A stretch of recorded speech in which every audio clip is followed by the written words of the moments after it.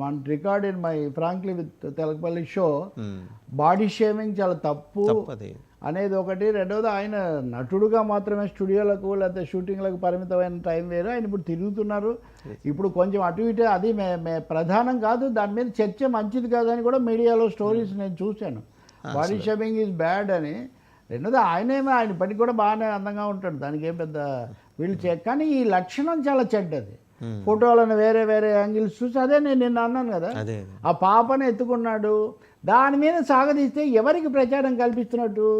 మన పురాణాల్లో వైరభక్తి చాలా పెద్దది. అవును, వైరభక్తి ఉన్నవాళ్ళు అంటే రావణ కుంభకర్ణులు వీళ్ళు 3 జన్మల్లో పోతారు. భక్తితో ఉన్నాడు 7 జన్మల్లో పోతాడు. కాబట్టి వీళ్ళు ఎక్కువ ప్రచారం కల్పిస్తున్నారు. పవన్ కళ్యాణ్ నిజంగా బాడీ షేమింగ్ చేసే ప్రయత్నం ఎవరు చేశారు, వాళ్ళ మీద చర్య తీసుకోవడం మంచిదే. అలాగే చిన్న పాపను కానీ అనేక సందర్భాల్లో